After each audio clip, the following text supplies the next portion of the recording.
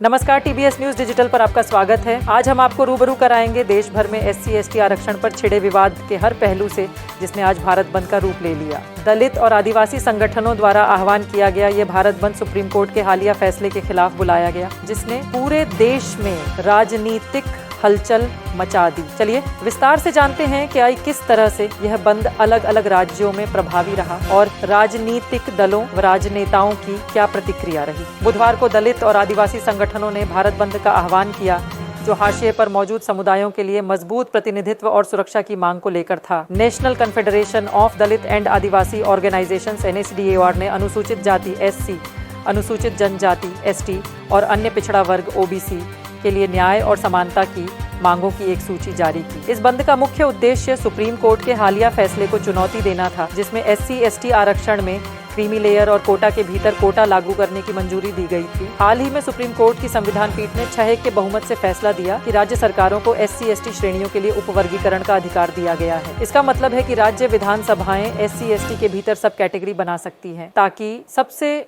जरूरतमंद लोगों को आरक्षण में प्राथमिकता मिल सके। कोर्ट ने यह भी कहा कि उपवर्गीकरण का आधार उचित होना चाहिए और किसी भी जाति को 100% कोटा नहीं दिया जा सकता। यह फैसला 2004 के पुराने फैसले को पलटने वाला माना जा रहा है, लेकिन इसने देश भर में कई संगठनों के बीच असंतोष और विरोध को जन्म दिया है। विरोधक दावा कर रहे हैं कि इस फैसले से आरक्षण की मूल व्यवस्था पर नकारात्मक प्रभाव पड़ेगा और सामाजिक न्याय की धारणा कमजोर हो जाएगी। उनका तर्क है कि SC/ST को आरक्षण सामाजिक उत्पीड़न से न्याय दिलाने के लिए दिया गया था, न कि उनकी तरक्की के लिए। इसे आरक्षण को समाप्त करने की साजिश भी कहा जा रहा है। भारत बंद का मुख्य उद्देश्य सुप्रीम कोर्ट के फैसले को चुनौती देना और इसे वापस लेने की मांग करना है। संगठनों ने सुप्रीम कोर्ट से इस फैसले को वापस लेने या पुनर्विचार करने की मांग। NACDAOR ने SC/ST OBC कर्मचारियों के जातिगत आंकड़े जारी करने और न्यायिक सेवा में 50% प्रतिनिधित्व सुनिश्चित करने की मांग की है। संगठन बैकलॉग रिक्तियों को भरने और निजी क्षेत्र में सकारात्मक कार्रवाई की नीतियां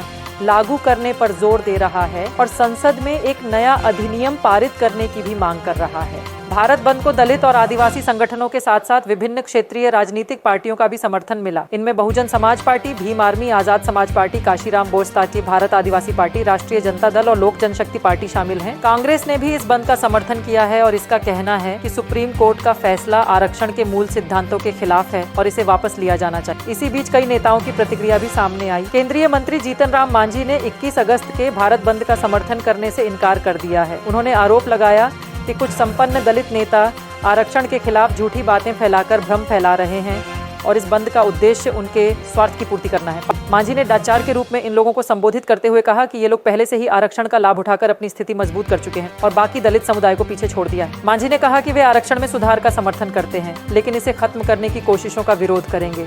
दूसरी ओर केंद्रीय मंत्री चिराग पासवान ने भारत बंद का समर्थन किया है और कहा कि जब तक समाज में अनुसूचित जाति और जनजाति के खिलाफ भेदभाव और छुआछूत जैसी प्रथाएं मौजूद हैं, तब तक आरक्षण में क्रीमी लेयर जैसी शर्त नहीं होनी चाहिए। उन्होंने इस बंद को पूरा समर्थन देने की बात कही। सपा प्रमुख अखिलेश यादव ने आरक्षण की रक्षा के लिए जन आंदोलन को सकारात्मक बताते हुए कहा कि यह शोषित वंचितों के बीच चेतना जागृत करेगा और सरकार की मनमानी के खिलाफ जनशक्ति का कवच बनेगा। उन्होंने अंबेडकर के हवाले से कहा कि जब सरकारें संविधान और अधिकारों से खिलवाड़ करेंगी तो जनता को सड़कों पर उतरना पड़ेगा। राष्ट्रीय लोकतांत्रिक पार्टी के नेता हनुमान बेनीवाल और बसपा प्रमुख मायावती ने भी इस बंद का समर्थन किया है। मायावती ने अपने कार्यकर्ताओं से शांतिपूर्ण तरीके से विरोध करने की अपील की है। विपक्ष पर हमला करते हुए मेघवाल ने कहा कि जब SC/ST के सांसदों को यह महसूस हुआ कि विपक्षी दल भ्रम फैला रहे हैं, तो उन्होंने 9 अगस्त को प्रधानमंत्री को ज्ञापन सौंपा। इसके बाद प्रधानमंत्री ने कैबिनेट में निर्णय लिया कि क्रीमी लेयर का इस फैसले से कोई संबंध नहीं है और यह फैसले का हिस्सा भी नहीं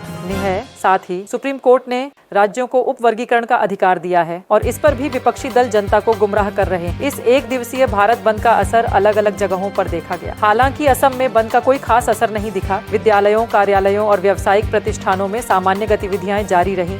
दिल्ली में भी ज्यादातर गतिविधियां सामान्य रूप से संचालित होती दिखाई दी। पंजाब और हरियाणा में भी बंद का प्रभाव सीमित रहा। हालांकि कुछ स्थानों पर विरोध प्रदर्शन हुए। पटना में प्रदर्शनकारियों पर पुलिस ने लाठीचार्ज किया। निर्दलीय सांसद पप्पू यादव और नगीना से सांसद चंद्रशेखर ने भी सड़क पर उतरकर विरोध प्रदर्शन किया।